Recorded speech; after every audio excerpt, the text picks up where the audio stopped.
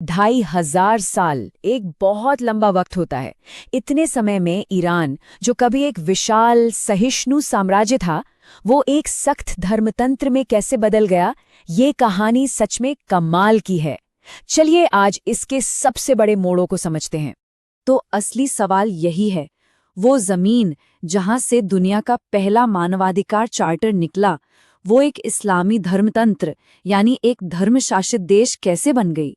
ये जो विरोधाभास है ना, यही ईरान की आधुनिक कहानी का केंद्र है। चलिए शुरुआत करते हैं इस कहानी की 550 ईसा पूर्व से। उस वक्त साइरस द ग्रेट ने फारसी साम्राज्य की नींव रखी और दुनिया को दिखाया कि शासन करने का एक बिल्कुल नया तरीका भी हो सकता है। ये जो स्क्रीन पर है, ये साइरस सिलेंडर का एक हिस्सा है और इसमें जो लिखा है, सोचिए उस जमाने के लिए कितना क्रांतिकारी था। देखिए, दूसरे साम्राज्य जीते हुए लोगों पर अपनी संस्कृति, अपना धर्म थोप देते थे, लेकिन फारसियों ने ऐसा नहीं किया। उन्होंने लोगों को उनके रीति रिवाज और विश्वास मानने की पूरी आजादी दी। प्राचीन फारस की जो नींव थी, वो थी ज़ोरोएस्ट्रिनिज्म पर। ये एक बहुत प्राचीन धर्म था। इसने दुनिया को अच्छाई और बुराई के बीच की लड़ाई, स्वतंत्र इच्छा और एक ईश्वर जैसे कॉन्सेप्ट्स दिए। और इन्हीं विचारों का असर आगे चलकर यहूदी, ईसाई और इस्लाम धर्म पर भी पड़ा। अब कहानी में एक ऐसा मोड़ आता है जो ईरान की पहचान को हमेशा हमेशा के लिए बदल देगा। ये है इस्लाम का आगमन और शिया राज्य का उदय। तो हुआ ये कि 7वीं शताब्दी में अरब सेनाओं ने फारस पर विजय प्राप्त की और अपने साथ इस्लाम लाई। अगले कई सौ सालों तक धीरे धीरे ये वहां का प्रमुख धर्म बन गया। लेकिन असली गेम चेंजर आया 1501 में। इस साल सफाविद राजवंश ने एक ऐसा फैसला लिया जिसका असर आज तक महसूस किया जाता है। उन्होंने इस्लाम की एक खास शाखा को पूरे साम्राज्य पर लागू कर दिया। ये खास शाखा थी शिया इस्लाम। सफाविदों ने इसे ईरान का आधिकारिक धर्म बना दिया। अब देखिए, शिया मानते हैं कि पैगंबर मोहम्मद के असली उत्तराधिकारी उनके दामाद अली थे। ये एक बहुत बहुत बड़ा कदम था। क्यों? क्योंकि उस वक्त मुस्लिम दुनिया में ज्यादातर लोग सुन्नी थे, शिया तो अल्पसंख्यक थे। इस एक फैसले ने ईरान को अपने पड़ोसियों से एकदम अलग थलग कर दिया। इस दौर ने एक बहुत ही अनोखी साझेदारी बनाई शासक और मौलवियों के बीच।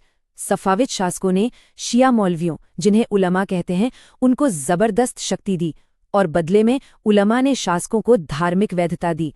यहीं से धर्म और राजनीति का वो गहरा रिश्ता शुरू हुआ जो आज ईरान की पहचान है, जहां धार्मिक कानून जीवन के हर पहलू को नियंत्रित करता है। ओके, चलिए अब फास्ट फॉरवर्ड करते हैं आधुनिक युग में। एक ऐसा दौर जहां विदेशी ताकतों से टकराव और देश के अंदर के गुस्से ने एक क्रांति की जमीन तैयार कर दी। 18वीं और 19वीं सदी में ब्रिटेन और रूस जैसी यूरोपीय शक्तियों ने ईरान के संसाधनों का, खासकर तेल का, खूब फायदा उठाया।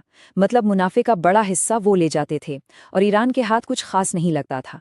इस शोषण ने ईरान के लोगों के दिल में एक गहरे राष्ट्रवाद की आग जला दी। 1953 में एक निर्णायक मोड़ आया जब ईरान के लोकतांत्रिक रूप से चुने गए प्रधानमंत्री ने तेल उद्योग को राष्ट्रीयकरण करने का, यानी देश के नियंत्रण में लाने का फैसला किया।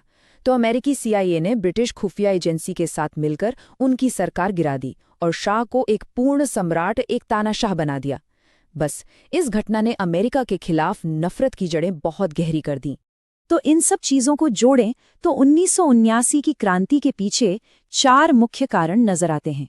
पहला, दशकों का विदेशी हस्तक्षेप। दूसरा, शाह का जबरदस्ती का पश्चिमीकरण, जो बहुत लोगों को रास नहीं आया। तीसरा, उनकी गुप्त पुलिस का आतंक और अमीरी गरीबी का फर्क। और चौथा, अयातुल्लाह खुमैनी की विचारधारा, जिन्होंने शाह के शासन का एक इस्लामी विकल्प पेश किया। आयतुल्लाह खुमैनी ने एक बिल्कुल नया, एक रैडिकल विचार सामने रखा। उनका कहना था कि इस्लामी समाजों पर सिर्फ इस्लामी कानून का राज होना चाहिए और इसे लागू करने का हक सिर्फ योग्य धार्मिक विद्वानों को है। देखिए, ये पारंपरिक शिया सोच से एक बहुत बड़ा बदलाव था। लेकिन इसी एक विचार ने शाह के खिलाफ जो अलग अलग समूह प्रदर्शन कर रहे थे, उन सबको एक साथ ला दिया। क्रांति के बाद इस्लामी गणराज्य की स्थापना हुई। इसने ईरानी समाज पर एक बहुत ही गहरी छाप छोड़ी। तो चलिए देखते हैं कि ये नया सिस्टम आखिर था कैसा। नवंबर 1979, अमेरिकी दूतावास पर कब्जा एक छोटी मोटी घटना नहीं थी। ये वो पल था जिसने सब कुछ बदल दिया। इस संकट ने कट्टरपंथियों को अपनी शक्ति को मजबूत करने का और उदारवादी आवाजों को दबाने का मौका दे दिया। इसने क्रांति का रुख हमेशा के लिए तय कर दिया। ईरान की नई शासन प्रणाली काफी अनोखी है। यह लोकतांत्रिक और धार्मिक तत्वों का एक मिश्रण है। देखने में तो लोग राष्ट्रपति और संसद के लिए वोट करते हैं, लेकिन असली और आखिरी अधिकार सर्वोच्च नेता के पास है। वही सेना, न्यायपालिका और खुफिया सेवाओं को नियंत्रित करते हैं। और एक गार्जियन काउंसिल है जो ये तय करती है कि चुनाव कौन लड़ सकता है और कौन सा कानून पास होगा। क्रांति के बाद का असर बहुत गहरा था। राजनीतिक विरोधियों को फांसी दी गई, आज़ाद मीडिया को बंद कर दिया गया, महिलाओं पर हिजाब अनिवार्य कर दिया गया, उनके अधिकारों पर नई पाबंदियां लगी। इसकी वजह से देश का पढ़ा लिखा तबका, जिसे ब्रेन ड्रेन कहते हैं, बड़े पैमाने पर देश छोड़कर चला गया। और मोरालिटी पुलिस, वो निजी जीवन पर राज्य के नियंत्रण का सबसे बड़ा प्रतीक बन गई। अब सीधा आते हैं हाल के वक्त पर।